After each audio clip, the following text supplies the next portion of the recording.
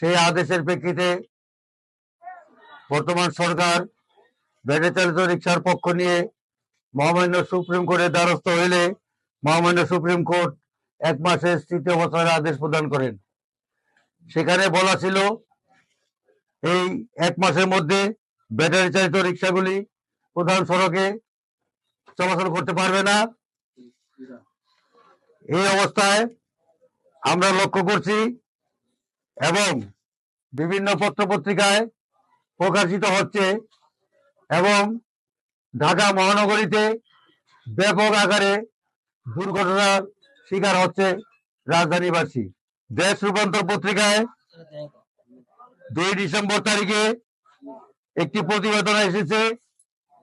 এই ব্যাটারিতে শতকরা 17.91% শিকার হচ্ছে এই ব্যাটারি চালিত রিক্সার উপর।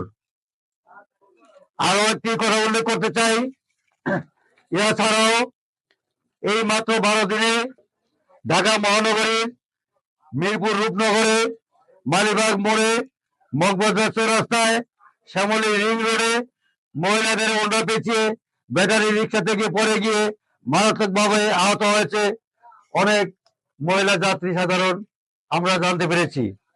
এই বিষয়টি আমরা মাননীয় যুগ্ম পুলিশ কমিশনার ট্রাফিক উত্তর এবং ট্রাফিক দক্ষিণ বিভাগকে লিখিতভাবে অবগত করেছি। ইতিমধ্যেই আমি রাজধানীবাসীর এবং পায়ে চালিত রিক্সা পেশাজীবীদের উদ্দেশ্যে বলতে চাই, আপনারা লক্ষ্য করেছেন এই মরণঘাতী ব্যাটারি চালিত রিক্সাওয়ালা এবং রিক্সা চালকেরা যেভাবে বেপরোয়াভাবে আজকে পুলিশকে মানছে না, আইনকে মানছে না, এমনকি মহামান্য সুপ্রিম কোর্টের আদেশে তারা অগ্রাহ্য করে চলছে, তাদেরকে ইন্ধন যোগাচ্ছে। আমরা লক্ষ্য করছি আমাদের দেশের স্বনামধন্য একটি রাজনৈতিক দল, বামপন্থী রাজনীতি করেন তারা। এই কমিউনিস্ট পার্টির কিছু কর্মকর্তারা তাদের পিছনে আজকে থেকে এই ব্যাটারি চালিত রিক্সা, বেআইনি রিক্সা এবং বিদ্যুৎ ধ্বংসকারী এই রিক্সাকে আজকে রাজধানীতে দাপিয়ে বেড়ার সুযোগ করে দিচ্ছেন। আমি সেই সকল বন্ধুদেরকে আহ্বান করব, আপনারা এই অবৈধের পিছনে কেন? আপনারা এই বাংলাদেশে আজকে 74 বছর যাবত রাজনীতি করেন, আমরা আপনাদেরকে চিনি। আপনারা এই রাজধানীতে বসবাস করেন, খোদ রাজধানীতে আপনাদের প্রধান কার্যালয়। এই রাজধানীতে যানজট সৃষ্টি হোক, বিদ্যুতের অভাবে অন্ধকার থাকুক, হাজার হাজার মানুষ আজকে দুর্ঘটনার শিকার হোক, এটা কি আপনারা চান? আমরা পায়ে চালিত রিক্সা পেশাজীবীরা এটা চাই না। আমরা বিদ্যুৎ বাঁচাতে চাই, আমরা দুর্ঘটনা কমাতে চাই, আমরা খোদ রাজধানীকে, এই মসজিদের নগরীকে যানজট মুক্ত রাখতে চাই।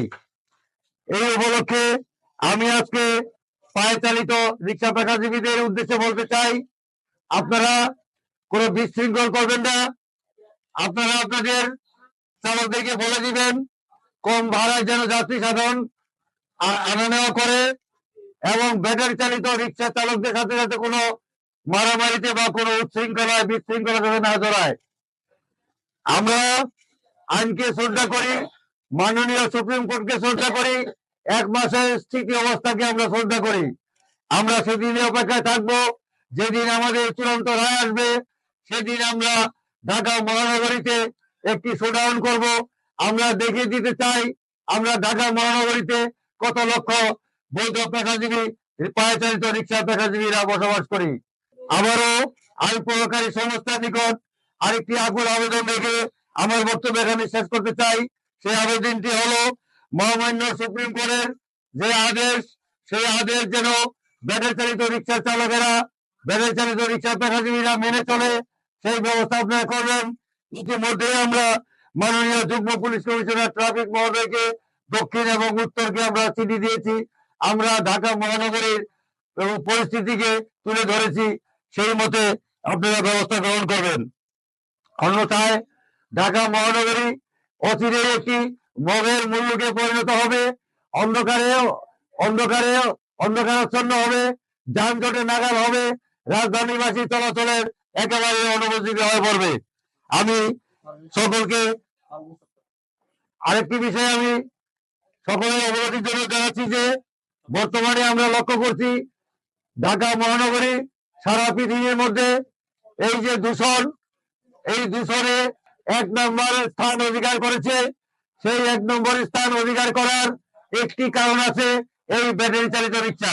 আপনারা লক্ষ্য করছেন ব্যাটারি চালিত রিক্সার মধ্যে যেই হর্নগুলি ব্যবহার করা হচ্ছে, ইতিমধ্যে আমরা লক্ষ্য করেছি সেটির মধ্যে এই অ্যাম্বুলেন্সের হর্ন সংযোজন করা হয়েছে। এই হাজার হাজার এই ব্যাটারি চালিত রিক্সার হর্নের শব্দে শব্দ দূষণ নিয়ে আজকে সরকার এবং বিভিন্ন পরিবেশবাদীরা আজকে অতিষ্ঠ হয়ে উঠেছে। এই শব্দ দূষণ বন্ধ করতে হলে অচিরেই ব্যাটারি চালিত রিক্সাকে উঠিয়ে দিতে হবে, সরিয়ে দিতে হবে, বন্ধ করতে হবে।